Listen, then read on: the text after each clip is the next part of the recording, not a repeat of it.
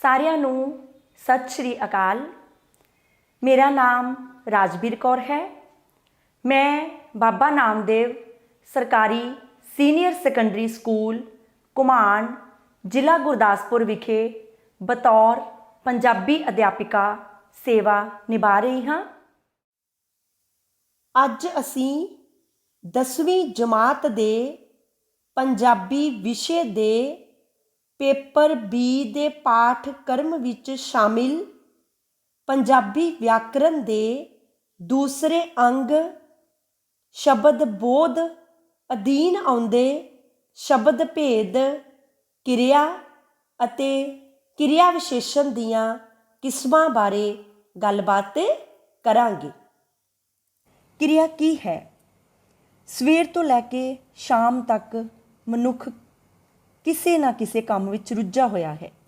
ਅਸੀਂ ਆਪਣੇ ਆਲੇ ਦੁਆਲੇ ਬਹੁਤ ਸਾਰੇ ਲੋਕਾਂ ਨੂੰ ਕੰਮ ਕਰਦਿਆਂ ਦੇਖਦੇ ਹਾਂ, ਜਿਵੇਂ ਬੱਚਾ ਖੇਡਦਾ ਹੈ, ਮਾਲੀ ਫੁੱਲ ਤੋੜਦਾ ਹੈ, ਡਰਾਈਵਰ ਗੱਡੀ ਚਲਾਉਂਦਾ ਹੈ, ਮਾਤਾ ਜੀ ਸਬਜ਼ੀ ਕੱਟਦੇ ਹਨ, ਤਰਖਾਣ ਕੁਰਸੀ ਬਣਾਉਂਦਾ ਹੈ, ਨਾਨੀ ਜੀ ਕਹਾਣੀ ਸੁਣਾਉਂਦੇ ਹਨ, ਸੁਖਜੀਤ ਗਿਟਾਰ ਵਜਾ ਰਹੀ ਹੈ ਆਦਿ।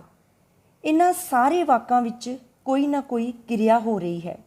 ਇਸ ਤਰ੍ਹਾਂ ਹੱਸਣਾ, ਰੋਣਾ, ਗਾਉਣਾ, ਖਾਣਾ, ਪੀਣਾ, ਪੜ੍ਹਨਾ, ਲਿਖਣਾ, ਖੇਡਣਾ, ਦੌੜਨਾ, ਸੌਣਾ ਆਦਿ ਸਾਰੇ ਸ਼ਬਦ ਕਿਰਿਆ ਹਨ। ਸੋ ਕਿਰਿਆ ਕੀ ਹੈ? ਇਸ ਸ਼੍ਰੇਣੀ ਵਿੱਚ ਉਹ ਸ਼ਬਦ ਰੱਖੇ ਜਾਂਦੇ ਹਨ ਜਿਨ੍ਹਾਂ ਤੋਂ ਕਿਸੇ ਕਾਰਜੀ ਸਥਿਤੀ ਦੀ ਸੂਚਨਾ ਮਿਲਦੀ ਹੈ।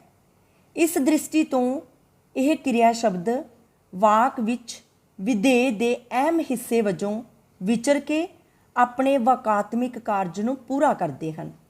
ਸੋ ਅਸੀਂ ਕਿਰਿਆ ਨੂੰ ਇਸ ਤਰ੍ਹਾਂ ਪਰਿਭਾਸ਼ਿਤ ਕਰ ਸਕਦੇ ਹਾਂ ਕਿ ਜਿਨ੍ਹਾਂ ਸ਼ਬਦਾਂ ਤੋਂ ਕੰਮ ਦੇ ਵਾਪਰਨ, ਕਰਨ ਜਾਂ ਹੋਣ ਦਾ ਪਤਾ ਲੱਗਦਾ ਹੋਵੇ, ਉਹਨਾਂ ਸ਼ਬਦਾਂ ਨੂੰ ਕਿਰਿਆ ਕਿਹਾ ਜਾਂਦਾ ਹੈ। ਹਰ ਵਾਕ ਵਿੱਚ ਕੋਈ ਨਾ ਕੋਈ ਕਿਰਿਆ ਹੁੰਦੀ ਹੈ। ਬਿਨਾਂ ਕਿਰਿਆ ਤੋਂ ਕਿਸੇ ਵਾਕ ਦੀ ਕਲਪਨਾ ਨਹੀਂ ਕੀਤੀ ਜਾ ਸਕਦੀ। ਪੰਜਾਬੀ ਭਾਸ਼ਾ ਦੀ ਵਾਕ ਬਣਤਰ ਵਿੱਚ ਆਮ ਤੌਰ 'ਤੇ ਕਿਰਿਆ ਵਾਕ ਦੇ ਅੰਤ ਵਿੱਚ ਵਿਚਰਦੀ ਹੈ, ਪਰ ਆਮ ਬੋਲਚਾਲ ਵਾਲੀ ਬੋਲੀ ਵਿੱਚ ਇਸ ਦੇ ਸਥਾਨ ਵਿੱਚ ਤਬਦੀਲੀ ਵੀ ਸੰਭਵ ਹੈ। ਪੰਜਾਬੀ ਭਾਸ਼ਾ ਦੀ ਵਾਕ ਬਣਤਰ ਹੈ ਕਰਤਾ, ਕਰਮ ਅਤੇ ਕਿਰਿਆ। ਜਿਵੇਂ ਵਾਕ ਹੈ, ਮਾਤਾ ਜੀ ਰੋਟੀ ਪਕਾਉਂਦੇ ਹਨ। ਇਸ ਵਾਕ ਵਿੱਚ ਮਾਤਾ ਜੀ ਕਰਤਾ ਹੈ, ਰੋਟੀ ਕਰਮ ਹੈ, ਪਕਾਉਂਦੇ ਹਨ ਕਿਰਿਆ ਹੈ। ਕੰਮ ਕਰਨ ਵਾਲੇ ਨੂੰ ਕਰਤਾ ਕਹਿੰਦੇ ਹਨ ਅਤੇ ਕਿਰਿਆ ਦਾ ਜਿਸ 'ਤੇ ਪ੍ਰਭਾਵ ਪੈਂਦਾ ਹੈ ਉਸ ਨੂੰ ਕਰਮ ਕਹਿੰਦੇ ਹਨ। ਇਸ ਤਰ੍ਹਾਂ ਸਾਡੀ ਪੰਜਾਬੀ ਭਾਸ਼ਾ ਦੀ ਵਾਕ ਬਣਤਰ ਜੋ ਹੈ ਉਸ ਵਿੱਚ ਪਹਿਲਾਂ ਕਰਤਾ ਹੁੰਦਾ ਹੈ, ਫਿਰ ਕਰਮ ਅਤੇ ਫਿਰ ਕਿਰਿਆ। ਕਿਰਿਆ ਵਾਕ ਦੇ ਅੰਤ ਵਿੱਚ ਵਿਚਰਦੀ ਹੈ।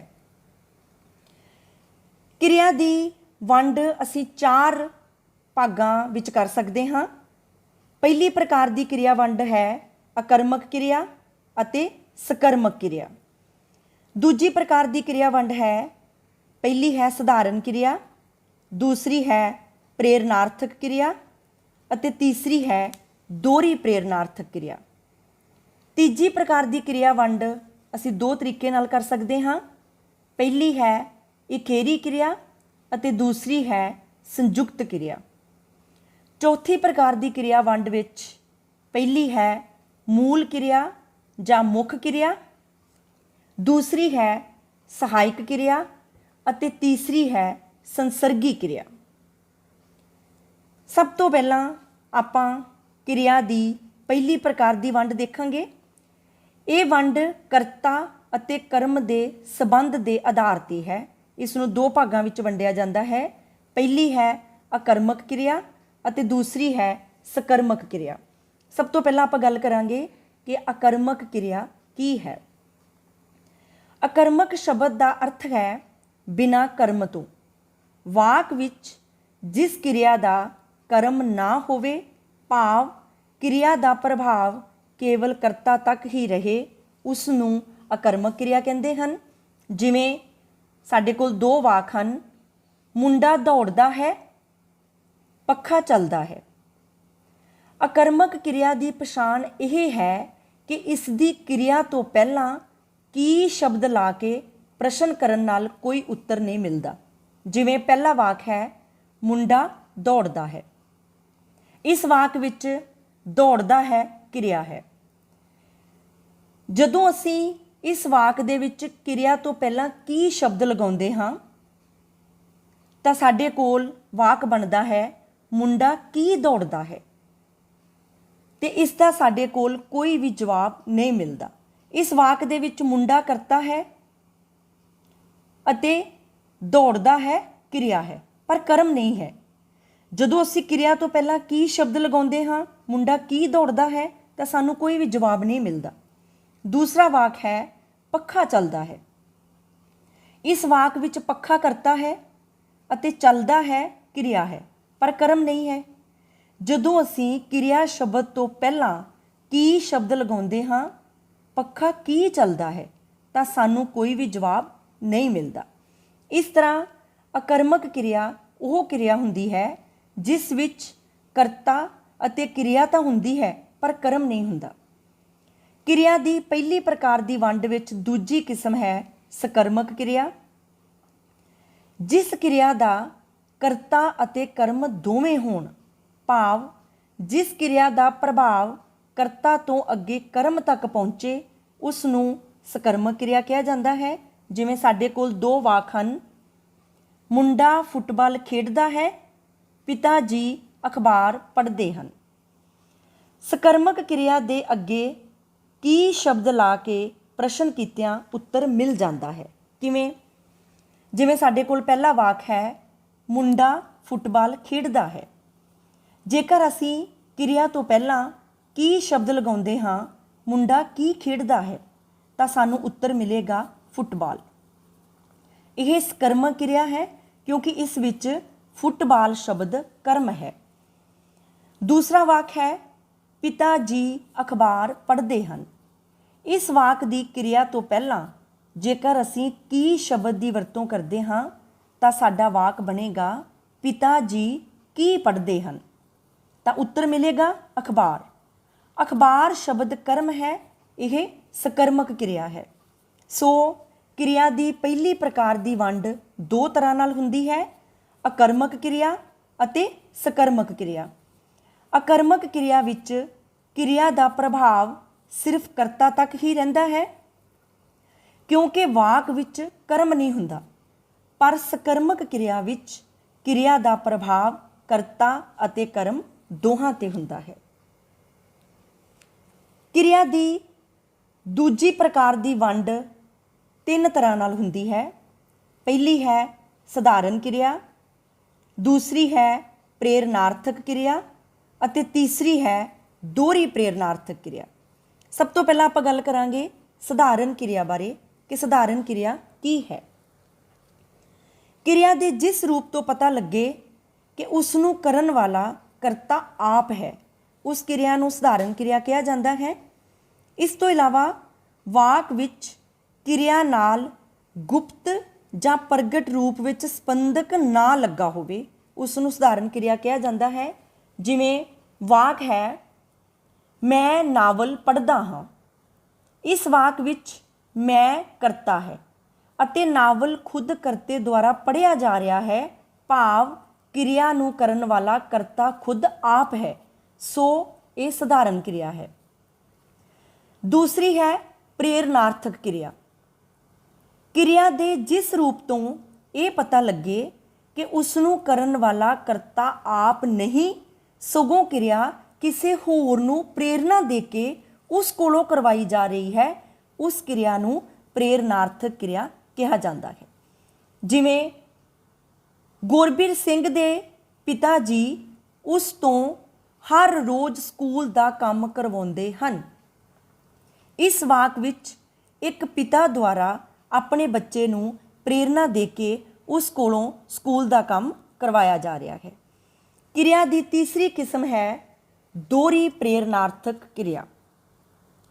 ਕਿਰਿਆ ਦੇ ਜਿਸ ਰੂਪ ਤੋਂ ਇਹ ਪਤਾ ਲੱਗੇ ਕਿ ਕਰਤਾ ਕਿਸੇ ਦੂਜੇ ਵਿਅਕਤੀ ਨੂੰ ਪ੍ਰੇਰਨਾ ਦੇ ਕੇ ਉਹ ਕਿਰਿਆ ਕਿਸੇ ਤੀਜੇ ਵਿਅਕਤੀ ਕੋਲੋਂ ਕਰਵਾਉਣ ਲਈ ਕਹਿੰਦਾ ਹੈ, ਉਸ ਕਿਰਿਆ ਨੂੰ ਦੋਹਰੀ ਪ੍ਰੇਰਨਾਰਥਕ ਕਿਰਿਆ ਕਿਹਾ ਜਾਂਦਾ ਹੈ। ਜਿਵੇਂ ਇੱਕ ਨਿੱਕਾ ਜਿਹਾ ਬੱਚਾ ਆਪਣੇ ਦਾਦਾ ਜੀ ਨੂੰ ਕਹਿੰਦਾ ਹੈ, ਦਾਦਾ ਜੀ ਮੈਂ ਬਹੁਤ ਹੀ ਵਧੀਆ ਨੰਬਰਾਂ ਨਾਲ 5ਵੀਂ ਜਮਾਤ ਪਾਸ ਕਰ ਲਈ ਹੈ, ਹੁਣ ਮੇਰੇ ਲਈ ਪਿਤਾ ਜੀ ਕੋਲੋਂ ਇੱਕ ਸੋਹਣੀ ਜਿਹੀ ਘੜੀ ਦਿਲਵਾ ਦਿਓ। ਇਸ ਵਾਕ ਵਿੱਚ ਇੱਕ ਬੱਚਾ ਆਪਣੇ ਦਾਦਾ ਜੀ ਰਾਹੀਂ ਆਪਣੇ ਪਿਤਾ ਜੀ ਕੋਲੋਂ ਕੰਮ ਕਰਵਾਉਣਾ ਚਾਹੁੰਦਾ ਹੈ, ਸੋ ਇਸ ਨੂੰ ਦੋਹਰੀ ਪ੍ਰੇਰਨਾਰਥਕ ਕਿਰਿਆ ਕਹਿੰਦੇ ਹਨ। ਕਿਰਿਆ ਦੇ ਇਹਨਾਂ ਤਿੰਨਾਂ ਭੇਦਾਂ ਦੀਆਂ ਆਪਾਂ ਕੁਝ ਉਦਾਹਰਨਾਂ ਦੇਖ ਸਕਦੇ ਹਾਂ। ਤੁਸੀਂ ਦੇਖ ਸਕਦੇ ਹੋ, ਸਧਾਰਨ ਕਿਰਿਆ, ਪ੍ਰੇਰਨਾਰਥਕ ਕਿਰਿਆ ਤੇ ਦੋਹਰੀ ਪ੍ਰੇਰਨਾਰਥਕ ਕਿਰਿਆ। ਲਿਖਣਾ ਸਧਾਰਨ ਕਿਰਿਆ ਹੈ, ਲਿਖਾਉਣਾ ਪ੍ਰੇਰਨਾਰਥਕ, ਲਿਖਵਾਉਣਾ ਦੋਹਰੀ ਪ੍ਰੇਰਨਾਰਥਕ। ਪਕੜਨਾ ਸਧਾਰਨ ਕਿਰਿਆ ਹੈ, ਪਕੜਾਉਣਾ ਪ੍ਰੇਰਨਾਰਥਕ ਕਿਰਿਆ, ਪਕੜਵਾਉਣਾ ਦੋਹਰੀ ਪ੍ਰੇਰਨਾਰਥਕ ਕਿਰਿਆ। ਪਿੰਜਣਾ ਸ਼ਬਦ ਸਧਾਰਨ ਕਿਰਿਆ ਹੈ, ਪਰ ਪਿੰਜਾਉਣਾ ਪ੍ਰੇਰਨਾਰਥਕ ਕਿਰਿਆ ਹੈ ਅਤੇ ਪਿੰਜਵਾਉਣਾ ਦੋਹਰੀ ਪ੍ਰੇਰਨਾਰਥਕ ਕਿਰਿਆ ਹੈ।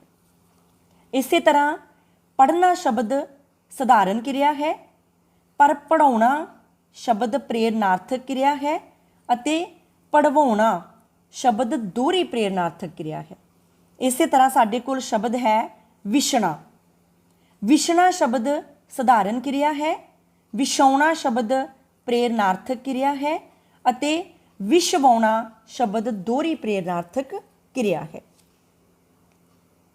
ਕਿਰਿਆ ਦੀ ਤੀਜੀ ਪ੍ਰਕਾਰ ਦੀ ਵੰਡ ਹੈ, ਜਿਸ ਨੂੰ ਅਸੀਂ ਦੋ ਭਾਗਾਂ ਵਿੱਚ ਵੰਡ ਸਕਦੇ ਹਾਂ, ਇਕੇਰੀ ਕਿਰਿਆ ਅਤੇ ਸੰਯੁਕਤ ਕਿਰਿਆ।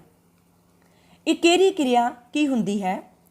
ਜਿਸ ਵਾਕ ਵਿੱਚ ਕਿਰਿਆ ਇੱਕ ਸ਼ਬਦ ਦੀ ਹੋਵੇ ਉਸ ਨੂੰ ਇਕੇਰੀ ਕਿਰਿਆ ਕਹਿੰਦੇ ਹਨ। ਜਿਵੇਂ ਸਾਡੇ ਕੋਲ ਸ਼ਬਦ ਹੈ ਰੂਪ ਕੀਰਤ ਕਿਤਾਬ ਪੜ੍ਹ। ਇਸ ਵਾਕ ਵਿੱਚ ਪੜ੍ਹ ਕਿਰਿਆ ਇੱਕ ਹੀ ਸ਼ਬਦ ਦੀ ਹੈ, ਸੋ ਇਹ ਇਕੇਰੀ ਕਿਰਿਆ ਹੈ। ਅਤੇ ਦੂਸਰੀ ਕਿਰਿਆ ਹੈ ਸੰਯੁਕਤ ਕਿਰਿਆ। ਸੰਯੁਕਤ ਕਿਰਿਆ ਕੀ ਹੁੰਦੀ ਹੈ? ਜਦੋਂ ਕਿਸੇ ਕਿਰਿਆ ਦਾ ਰੂਪ ਇੱਕ ਤੋਂ ਵਧੇਰੇ ਕਿਰਿਆ ਸ਼ਬਦਾਂ ਦੇ ਸੰਯੋਗ ਤੋਂ ਬਣੇ ਉਸ ਨੂੰ ਸੰਯੁਕਤ ਕਿਰਿਆ ਕਹਿੰਦੇ ਹਨ। ਜਿਵੇਂ ਵਾਕ ਹੈ ਮੈਂ ਹਰ ਰੋਜ਼ ਪੜ੍ਹਿਆ ਕਰਾਂਗਾ। ਇਸ ਵਾਕ ਵਿੱਚ ਕਿਰਿਆ ਇੱਕ ਤੋਂ ਵਧੇਰੇ ਸ਼ਬਦਾਂ, ਦੋ ਸ਼ਬਦਾਂ ਨਾਲ ਬਣੀ ਹੈ। ਇੱਕ ਹੈ ਪੜ੍ਹਿਆ ਅਤੇ ਦੂਸਰਾ ਹੈ ਕਰਾਂਗਾ। ਪੜ੍ਹਿਆ ਅਤੇ ਕਰਾਂਗਾ ਨਾਲ ਬਣੀ ਹੈ, ਇਸ ਤਰ੍ਹਾਂ ਇਹ ਸੰਯੁਕਤ ਕਿਰਿਆ ਹੈ। ਕਿਰਿਆ ਦੀ ਚੌਥੀ ਪ੍ਰਕਾਰ ਦੀ ਵੰਡ ਹੈ ਮੂਲ ਕਿਰਿਆ ਜਾਂ ਮੁੱਖ ਕਿਰਿਆ, ਸਹਾਇਕ ਕਿਰਿਆ ਅਤੇ ਸੰਸਰਗੀ ਕਿਰਿਆ। ਸਭ ਤੋਂ ਪਹਿਲਾਂ ਹੈ ਮੂਲ ਕਿਰਿਆ ਜਾਂ ਮੁੱਖ ਕਿਰਿਆ। ਮੂਲ ਕਿਰਿਆ ਮੁੱਖ ਕਿਰਿਆ ਹੁੰਦੀ ਹੈ, ਜਿਵੇਂ ਪੜ੍ਹ, ਲਿਖ, ਖਾ। ਅਤੇ ਸਹਾਇਕ ਕਿਰਿਆ ਮੂਲ ਕਿਰਿਆ ਦੇ ਨਾਲ ਆਉਂਦੀ ਹੈ। ਸਹਾਇਕ ਕਿਰਿਆ ਜਿਵੇਂ ਹੈ, ਹਨ, ਹਾਂ, ਸੀ, ਸਨ ਆਦਿ ਸਹਾਇਕ ਕਿਰਿਆਵਾਂ ਹਨ। ਜਿਵੇਂ ਵਾਕ ਹੈ ਭੈਣ ਜੀ ਕੁਰਸੀ ਉੱਤੇ ਬੈਠੇ ਹਨ। ਇਸ ਵਾਕ ਵਿੱਚ ਬੈਠੇ ਸ਼ਬਦ ਮੂਲ ਕਿਰਿਆ ਹੈ ਅਤੇ ਹਨ ਸ਼ਬਦ ਸਹਾਇਕ ਕਿਰਿਆ ਹੈ। ਜਿਵੇਂ ਸਾਡੇ ਕੋਲ ਵਾਕ ਹੈ ਮਾਸਟਰ ਜੀ ਨੇ ਇਹ ਪਾਠ ਕੱਲ੍ਹ ਪੜ੍ਹਾਇਆ ਸੀ। ਇਸ ਵਾਕ ਵਿੱਚ ਪੜ੍ਹਾਇਆ ਸ਼ਬਦ ਜਿਹੜਾ ਹੈ ਉਹ ਮੂਲ ਕਿਰਿਆ ਹੈ ਅਤੇ ਸੀ ਸ਼ਬਦ ਸਹਾਇਕ ਕਿਰਿਆ ਹੈ। ਜਿਵੇਂ ਇੱਕ ਹੋਰ ਵਾਕ ਹੈ ਖਾਲੀ ਘੰਟੀ ਵਿੱਚ ਬੱਚੇ ਰੌਲਾ ਪਾਉਂਦੇ ਸਨ। ਇਸ ਵਾਕ ਵਿੱਚ ਪਾਉਂਦੇ ਸ਼ਬਦ ਜੋ ਹੈ ਉਹ ਮੂਲ ਕਿਰਿਆ ਹੈ ਅਤੇ ਸਨ ਸ਼ਬਦ ਜੋ ਹੈ ਉਹ ਸਹਾਇਕ ਕਿਰਿਆ ਹੈ। ਇਸ ਤੋਂ ਇਲਾਵਾ ਤੀਸਰੀ ਕਿਸਮ ਹੈ ਸੰਸਰਗੀ ਕਿਰਿਆ, ਜਿਸ ਦੇ ਅੰਤ ਵਿੱਚ ਸਹਾਇਕ ਕਿਰਿਆ ਇਕੱਲੀ ਆਵੇ ਉਸ ਨੂੰ ਸੰਸਰਗੀ ਕਿਰਿਆ ਕਹਿੰਦੇ ਹਨ। ਸੋ ਆਪਾਂ ਗੱਲ ਕੀਤੀ ਹੈ ਕਿਰਿਆ ਬਾਰੇ ਅਤੇ ਕਿਰਿਆ ਦੀ ਵੰਡ ਬਾਰੇ। ਕਿਰਿਆ ਦਾ ਅਰਥ ਹੈ ਜਿਨ੍ਹਾਂ ਸ਼ਬਦਾਂ ਤੋਂ ਕੰਮ ਦੇ ਵਾਪਰਨ, ਕਰਨ ਜਾਂ ਹੋਣ ਦਾ ਪਤਾ ਲੱਗਦਾ ਹੋਵੇ ਉਹਨਾਂ ਸ਼ਬਦਾਂ ਨੂੰ ਕਿਰਿਆ ਕਹਿੰਦੇ ਹਨ। ਕਿਰਿਆ ਦੀ 4 ਮੁੱਖ ਭਾਗਾਂ ਵਿੱਚ ਵੰਡ ਕੀਤੀ ਜਾਂਦੀ ਹੈ। ਪਹਿਲੀ ਪ੍ਰਕਾਰ ਦੀ ਵੰਡ ਵਿੱਚ ਕਿਰਿਆ 2 ਤਰ੍ਹਾਂ ਦੀ ਹੁੰਦੀ ਹੈ, ਅਕਰਮਕ ਕਿਰਿਆ ਅਤੇ ਸਕਰਮਕ ਕਿਰਿਆ। ਦੂਸਰੀ ਪ੍ਰਕਾਰ ਦੀ ਵੰਡ ਹੈ ਸਧਾਰਨ ਕਿਰਿਆ, ਪ੍ਰੇਰਨਾਰਥਕ ਕਿਰਿਆ ਅਤੇ ਦੋਹਰੀ ਪ੍ਰੇਰਨਾਰਥਕ ਕਿਰਿਆ।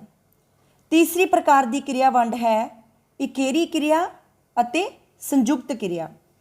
ਚੌਥੀ ਪ੍ਰਕਾਰ ਦੀ ਕਿਰਿਆ ਵੰਡ ਹੈ ਮੂਲ ਕਿਰਿਆ, ਸਹਾਇਕ ਕਿਰਿਆ ਅਤੇ ਸੰਸਰਗੀ ਕਿਰਿਆ। ਸ਼ਬਦ ਭੇਦ ਦਾ ਅਗਲਾ ਰੂਪ ਹੈ ਕਿਰਿਆ ਵਿਸ਼ੇਸ਼ਣ।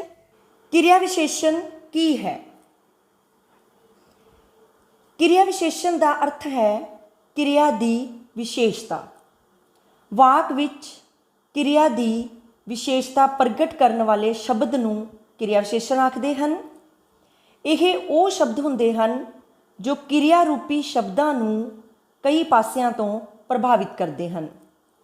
ਕਿਰਿਆ ਵਿਸ਼ੇਸ਼ਣ ਇੱਕ ਸ਼ਬਦੀ ਵੀ ਹੋ ਸਕਦਾ ਹੈ ਅਤੇ ਬਹੁ ਸ਼ਬਦੀ ਵੀ ਹੋ ਸਕਦਾ ਹੈ। ਇੱਕ ਸ਼ਬਦੀ ਕਿਰਿਆ ਵਿਸ਼ੇਸ਼ਣ ਜਿਵੇਂ ਮੈਂ ਕੱਲ ਪਿੰਡ ਜਾਵਾਂਗਾ।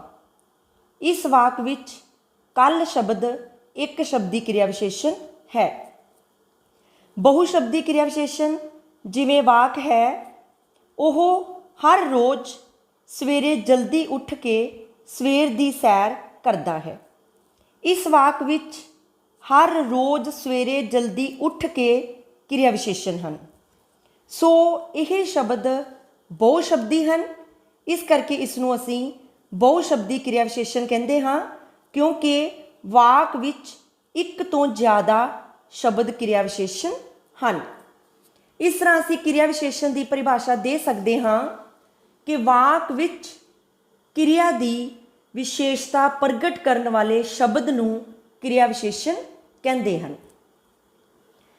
ਚਾਹੇ ਕਿ ਕਿਰਿਆ ਵਿਸ਼ੇਸ਼ਣ ਸ਼ਬਦ ਕਿਰਿਆ ਦੇ ਨਾਂ ਲਾ ਕੇ ਉਸ ਦੀ ਵਿਸ਼ੇਸ਼ਤਾ ਨੂੰ ਪ੍ਰਗਟ ਕਰਦੇ ਹਨ, ਪਰ ਕਈ ਵਾਰ ਕਿਰਿਆ ਦੇ ਕੰਮ ਦਾ ਸਮਾਂ, ਥਾਂ ਟਿਕਾਣਾ, ਕੰਮ ਦੀ ਪ੍ਰਕਾਰ ਆਦਿ ਨਿਸ਼ਚਿਤ ਨਹੀਂ ਹੁੰਦਾ। ਇਸ ਆਧਾਰ 'ਤੇ ਅਰਥ ਪੱਖੋਂ ਕਿਰਿਆ ਵਿਸ਼ੇਸ਼ਣ ਦੇ 8 ਭੇਦ ਹੁੰਦੇ ਹਨ। ਤੁਸੀਂ ਦੇਖ ਰਹੇ ਹੋ, ਪਹਿਲਾ ਹੈ ਕਾਲਵਾਚਕ ਕਿਰਿਆ ਵਿਸ਼ੇਸ਼ਣ, ਦੂਸਰਾ ਹੈ ਸਥਾਨਵਾਚਕ ਕਿਰਿਆ ਵਿਸ਼ੇਸ਼ਣ। ਕਿਰਿਆ ਵਿਸ਼ੇਸ਼ਣ ਦੀ ਤੀਸਰੀ ਕਿਸਮ ਹੈ ਪ੍ਰਕਾਰਵਾਚਕ ਜਾਂ ਵਿਧੀਵਾਚਕ ਕਿਰਿਆ ਵਿਸ਼ੇਸ਼ਣ। ਚੌਥੀ ਕਿਸਮ ਹੈ ਕਾਰਨਵਾਚਕ ਕਿਰਿਆ ਵਿਸ਼ੇਸ਼ਣ। ਪੰਜਵੀਂ ਕਿਸਮ ਹੈ ਮਿਣਤੀਵਾਚਕ ਜਾਂ ਪਰਿਮਾਣਵਾਚਕ ਕਿਰਿਆ ਵਿਸ਼ੇਸ਼ਣ। ਕਿਰਿਆ ਵਿਸ਼ੇਸ਼ਣ ਦੀ 6ਵੀਂ ਕਿਸਮ ਦਾ ਨਾਂ ਹੈ ਗਿਣਤੀਵਾਚਕ ਜਾਂ ਸੰਖਿਆਵਾਚਕ ਕਿਰਿਆ ਵਿਸ਼ੇਸ਼ਣ। 7ਵੀਂ ਹੈ ਨਿਰਣਾਵਾਚਕ ਕਿਰਿਆ ਵਿਸ਼ੇਸ਼ਣ ਅਤੇ ਕਿਰਿਆ ਵਿਸ਼ੇਸ਼ਣ ਦੀ 8ਵੀਂ ਕਿਸਮ ਦਾ ਨਾਂ ਹੈ ਨਿਸ਼ਚੈਵਾਚਕ ਜਾਂ ਤਾਕੀਦੀਵਾਚਕ ਕਿਰਿਆ ਵਿਸ਼ੇਸ਼ਣ। ਕਿਰਿਆ ਵਿਸ਼ੇਸ਼ਣ ਦੀ ਪਹਿਲੀ ਕਿਸਮ ਦਾ ਨਾਂ ਹੈ ਕਾਲਵਾਚਕ ਕਿਰਿਆ ਵਿਸ਼ੇਸ਼ਣ। ਕਾਲਵਾਚਕ ਕਿਰਿਆ ਵਿਸ਼ੇਸ਼ਣ ਕੀ ਹੈ? ਕਾਲ ਦਾ ਅਰਥ ਹੈ ਸਮਾਂ। ਜਿਸ ਸ਼ਬਦ ਤੋਂ ਕਿਰਿਆ ਦੇ ਹੋਣ ਦੇ ਸਮੇਂ ਦਾ ਪਤਾ ਲੱਗਦਾ ਹੈ ਉਸ ਨੂੰ ਕਾਲਵਾਚਕ ਕਿਰਿਆ ਵਿਸ਼ੇਸ਼ਣ ਕਿਹਾ ਜਾਂਦਾ ਹੈ। ਕਾਲਵਾਚਕ ਕਿਰਿਆ ਵਿਸ਼ੇਸ਼ਣ ਦੇ ਸਾਰੇ ਸ਼ਬਦ ਸ਼੍ਰੇਣੀ ਤਹਿਤ ਆਉਂਦੇ ਹਨ।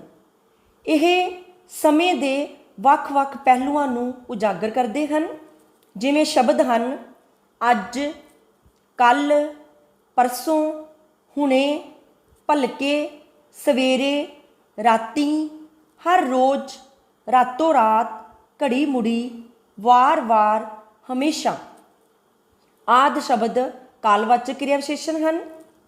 ਇਸ ਤੋਂ ਇਲਾਵਾ ਅਸੀਂ ਦਿੱਤੇ ਹੋਏ ਵਾਕ ਵਿੱਚ ਕਦੋਂ ਪ੍ਰਸ਼ਨਵਾਚਕ ਸ਼ਬਦ ਲਗਾ ਕੇ ਕਾਲਵਾਚਕ ਕਿਰਿਆ ਵਿਸ਼ੇਸ਼ਣ ਨੂੰ ਲੱਭ ਸਕਦੇ ਹਾਂ। ਜਿਵੇਂ ਸਾਡੇ ਕੋਲ ਵਾਕ ਹੈ ਪਿਤਾ ਜੀ ਹਰ ਰੋਜ਼ ਕਸਰਤ ਕਰਦੇ ਹਨ। ਜਦੋਂ ਇਸ ਵਾਕ ਦੇ ਵਿੱਚ ਅਸੀਂ ਕਦੋਂ ਸ਼ਬਦ ਲਗਾਉਂਦੇ ਹਾਂ ਤਾਂ ਸਾਡਾ ਵਾਕ ਬਣ ਗਿਆ ਪਿਤਾ ਜੀ ਕਦੋਂ ਕਸਰਤ ਕਰਦੇ ਹਨ। ਉੱਤਰ ਮਿਲਦਾ ਹੈ ਹਰ ਰੋਜ਼, ਅਤੇ ਇਸ ਤਰ੍ਹਾਂ ਹਰ ਰੋਜ਼ ਸ਼ਬਦ ਕਾਲਵਾਚਕ ਕਿਰਿਆ ਵਿਸ਼ੇਸ਼ਣ ਹੈ। ਕਿਰਿਆ ਵਿਸ਼ੇਸ਼ਣ ਦੀ ਦੂਸਰੀ ਕਿਸਮ ਦਾ ਨਾਂ ਹੈ ਸਥਾਨਵਾਚਕ ਕਿਰਿਆ ਵਿਸ਼ੇਸ਼ਣ। ਸਥਾਨਵਾਚਕ ਕਿਰਿਆ ਵਿਸ਼ੇਸ਼ਣ ਉਹ ਕਿਰਿਆ ਵਿਸ਼ੇਸ਼ਣ ਹੁੰਦਾ ਹੈ, ਕਿਉਂਕਿ ਸਾਨੂੰ ਪਤਾ ਹੈ ਸਥਾਨ ਦਾ ਅਰਥ ਹੈ ਜਗ੍ਹਾ, ਥਾਂ ਟਿਕਾਣਾ। ਜਿਨ੍ਹਾਂ ਸ਼ਬਦਾਂ ਤੋਂ ਕਿਰਿਆ ਦੇ ਹੋਣ ਦੇ ਸਥਾਨ ਦਾ ਪਤਾ ਲੱਗਦਾ ਹੈ, ਜਗ੍ਹਾ ਦਾ ਪਤਾ ਲੱਗਦਾ ਹੈ, ਥਾਂ ਟਿਕਾਣੇ ਦਾ ਪਤਾ ਲੱਗਦਾ ਹੈ, ਉਸ ਨੂੰ ਸਥਾਨਵਾਚਕ ਕਿਰਿਆ ਵਿਸ਼ੇਸ਼ਣ ਕਹਿੰਦੇ ਹਨ। ਇਹ ਕਿਰਿਆ ਵਿਸ਼ੇਸ਼ਣ ਕਿਸੇ ਖਾਸ ਪਾਸੇ ਜਾਣ ਦੀ ਹਾਲਤ ਦਰਸਾਉਣ ਲਈ ਵਰਤੇ ਜਾਂਦੇ ਹਨ।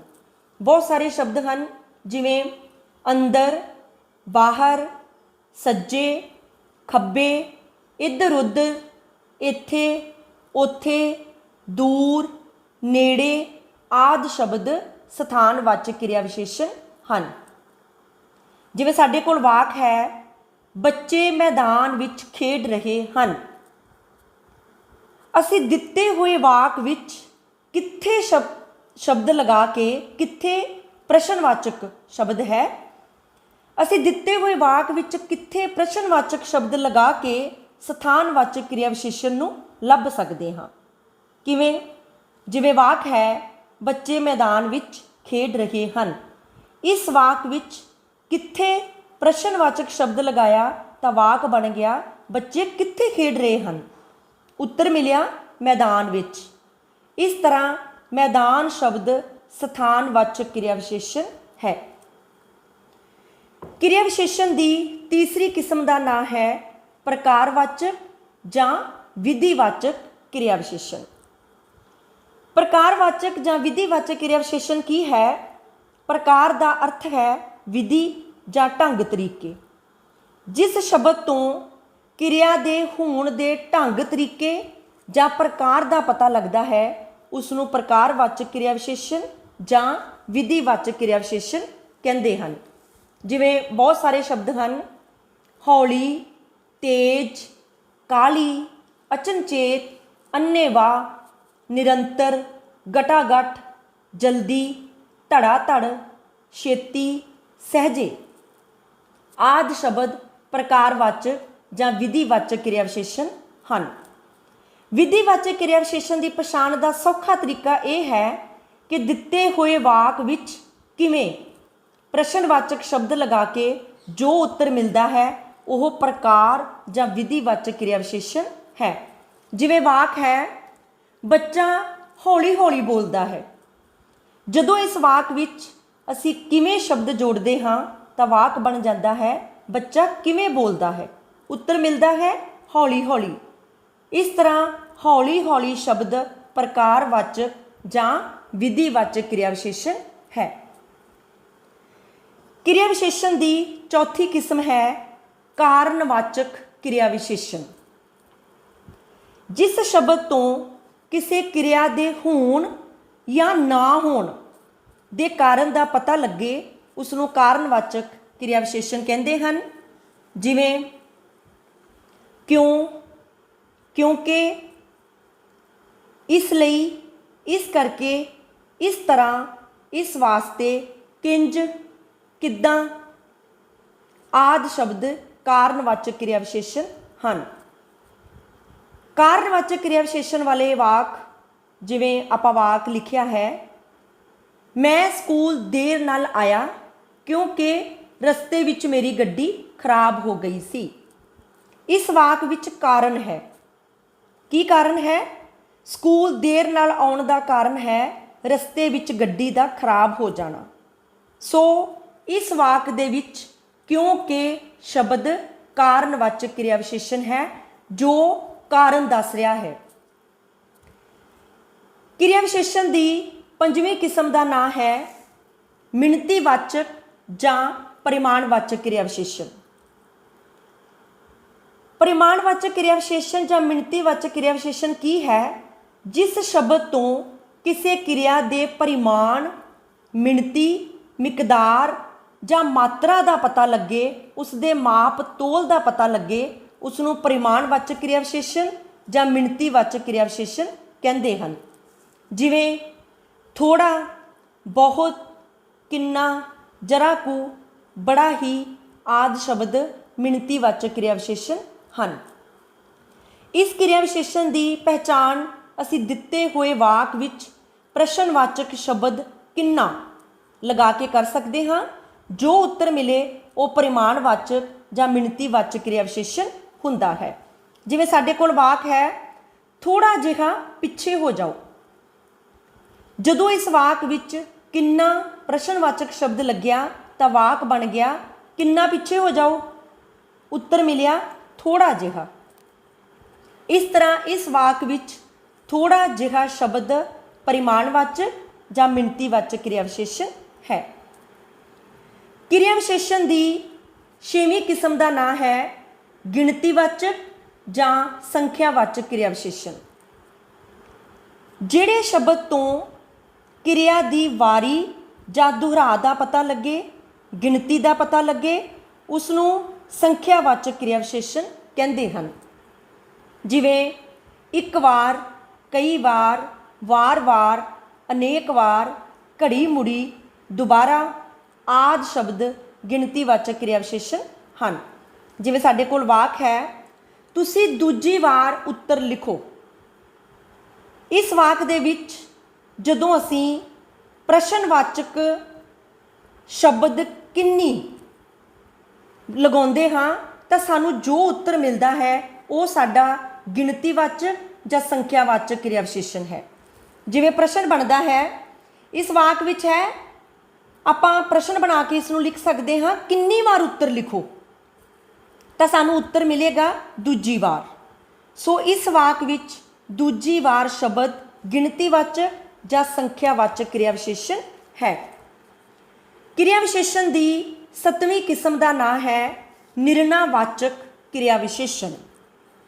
ਜਿਸ ਸ਼ਬਦ ਤੋਂ ਕਿਸੇ ਕਿਰਿਆ ਦੇ ਹੋਣ ਜਾਂ ਨਾ ਹੋਣ, ਕੀਤੇ ਜਾਣ ਜਾਂ ਨਾ ਕੀਤੇ ਜਾਣ ਬਾਰੇ ਨਿਰਣੇ ਦੇ ਰੂਪ ਵਿੱਚ, ਫੈਸਲੇ ਦੇ ਰੂਪ ਵਿੱਚ ਕੋਈ ਸੂਚਨਾ ਮਿਲੇ ਉਸ ਨੂੰ ਨਿਰਣਾਵਾਚਕ ਕਿਰਿਆ ਵਿਸ਼ੇਸ਼ਣ ਕਹਿੰਦੇ ਹਨ। ਜਿਵੇਂ ਹਾਂ, ਨਾ, ਹਾਂਜੀ, ਅੱਛਾ ਜੀ, ਚੰਗਾ ਜੀ, ਜੀ ਹਾਂ ਆਦਿ ਸ਼ਬਦ ਨਿਰਣਾਵਾਚਕ ਕਿਰਿਆ ਵਿਸ਼ੇਸ਼ਣ ਹਨ। ਨਿਰਣਾ ਜਾਂ ਫੈਸਲਾ ਹਾਂ ਪੱਖੀ ਵੀ ਹੋ ਸਕਦਾ ਹੈ ਅਤੇ ਨਾ ਪੱਖੀ ਵੀ ਹੋ ਸਕਦਾ ਹੈ। ਜਿਵੇਂ ਸਾਡੇ ਕੋਲ ਦੋ ਵਾਕ ਹਨ। ਪਹਿਲਾ ਹੈ ਜੀ ਹਾਂ ਤੁਹਾਡੀ ਆਗਿਆ ਸਿਰ ਮੱਥੇ। ਇਹ ਵਾਕ ਹਾਂ ਪੱਖੀ ਫੈਸਲੇ ਨੂੰ ਦੱਸਦਾ ਹੈ। ਦੂਸਰਾ ਵਾਕ ਹੈ ਜੀ ਨਹੀਂ ਮੇਰੇ ਕੋਲੋਂ ਇਹ ਕੰਮ ਨਹੀਂ ਹੋ ਸਕਦਾ। ਇਹ ਵਾਕ ਨਾ ਪੱਖੀ ਫੈਸਲੇ ਨੂੰ ਦੱਸ ਰਿਹਾ ਹੈ।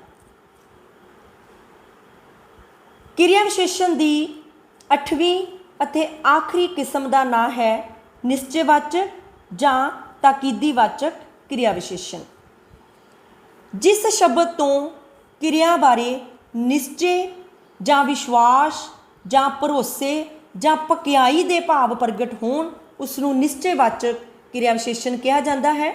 ਜਿਵੇਂ ਬਹੁਤ ਸਾਰੇ ਸ਼ਬਦ ਹਨ ਜ਼ਰੂਰ, ਬੇਸ਼ੱਕ, ਬਿਲਕੁਲ ਠੀਕ ਆਦਿ ਸ਼ਬਦ ਨਿਸ਼ਚੈਵਾਚਕ ਕਿਰਿਆ ਵਿਸ਼ੇਸ਼ਣ ਹਨ।